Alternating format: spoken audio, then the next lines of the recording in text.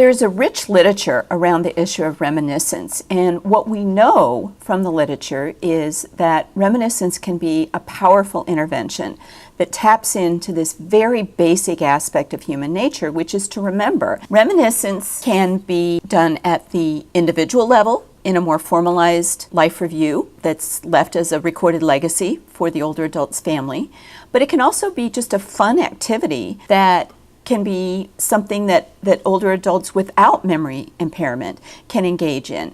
And it's not the product of what comes out of that. It's the process and the enjoyment that the person experiences while they're engaged in it.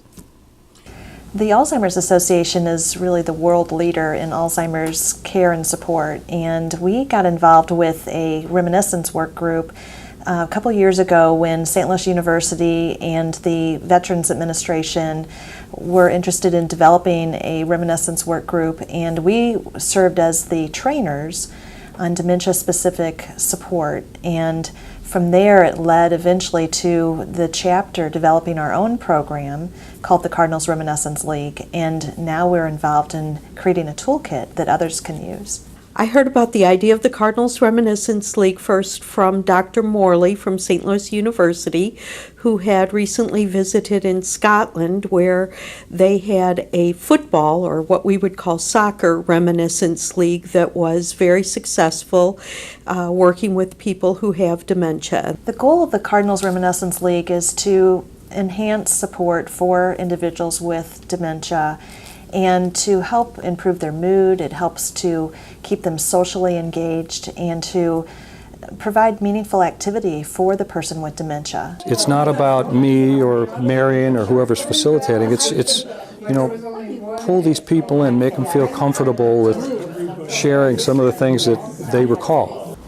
On your scorecard, it indicates that we're going to talk today about Whitey Herzog, Whitey Ball, in the 1980s. Anybody remember the 1980s and Whitey Ball? That was a fun time, wasn't it? Yeah, it was. And I also indicated Jack Buck, but after I started doing research on Whitey and the 80s, there's just so much material. I just don't think we'll get to Mr. Buck today. So we'll have a lot of fun when we do talk about him.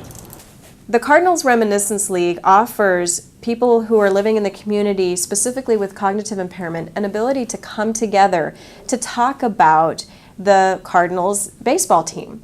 And the goal is just to make it a social, fun event where people can talk about their experiences growing up, going to Cardinals games, living near Cardinals players, looking at memorabilia, and just bringing out that social time and helping them to find meaning in present day based on past events. Often when we provide activities to older adults, we tend to gear it towards women.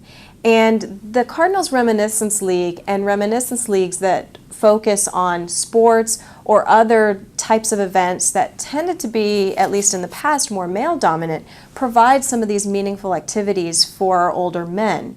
And this is very important because I've had several older men tell me, I don't really find any of these activities very meaningful, and this is one that we can offer them that could be a little bit more up their speed. I also think it's important that we have males in a leadership role in the group, and I think having a male leader of the group is significant and helps the men to feel more relaxed and at home in the group. And it really, just being in that sort of male environment may be a part of what sparks special memories. There's some things to think about as you prepare to move forward, whether it's individual or group reminiscence. First of all, stay in the past. If the person is comfortable there, if they're retrieving memories from the past, that's an important place for them to be. You can make an attempt to link it to the future or the present, but if they're having a good time in the past, let them be there. It's also important that you not challenge them on facts necessarily. The truth, as they remember it, really is much more of of the issue than whether or not they got a particular fact correct. People arrive at the Alzheimer's Association office for the Cardinal's Reminiscence League meeting, and they're greeted by Coach Bob and the other volunteers who work with the program. The room is decorated with Cardinals memorabilia, and we have white tablecloths and red decorations, and there's usually snacks that are somehow related to baseball, so we might have popcorn and Cracker Jacks and no beer, and but we have the volunteers help the people with dementia to feel comfortable in the room, to engage in conversation with one another, and then the group gets started with the singing of the national anthem and the Pledge of Allegiance.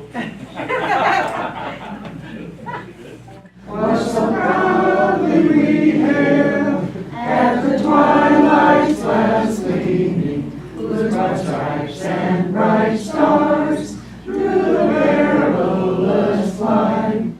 The Cardinals Reminiscence League is a strengths-based intervention. It really gets around the disability that people with Alzheimer's or other types of dementia have.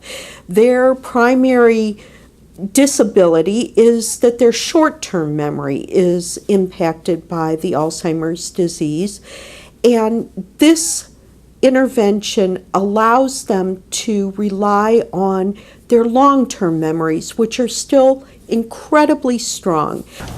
When I was young, I went to a Cardinal doubleheader, and between games, I was in the area underneath the stands, and Ina Slaughter came down the steps, and I said something about Country Slaughter, because that His nickname. That was his nickname or name.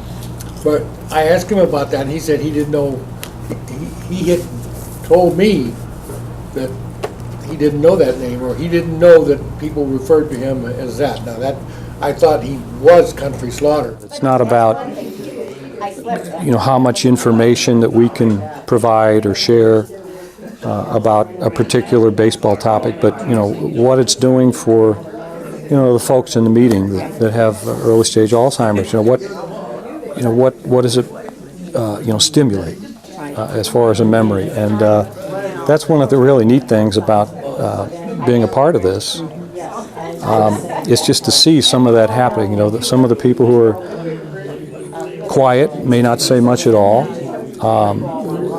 At some point we'll feel comfortable and something will come back and they share it with the group.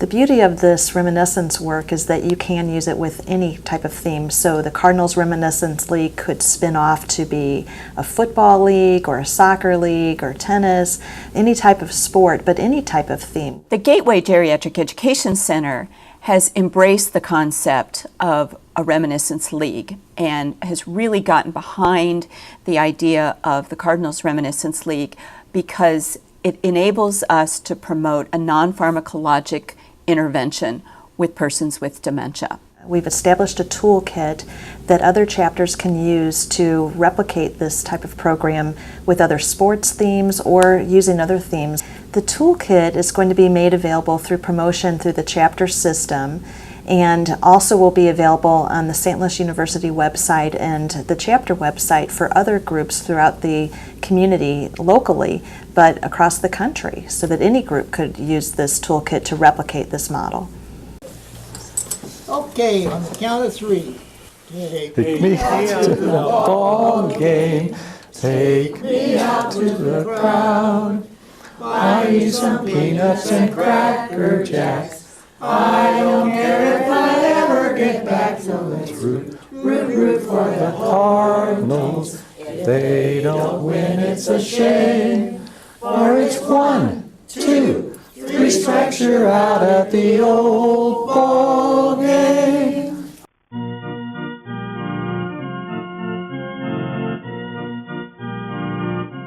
Vince told us a story that his dad was so excited about coming to the meetings every week that or every other week, that he'd have his cap on, his Browns cap on at 7 o'clock in the morning. When we go in the meeting, what time's the meeting start?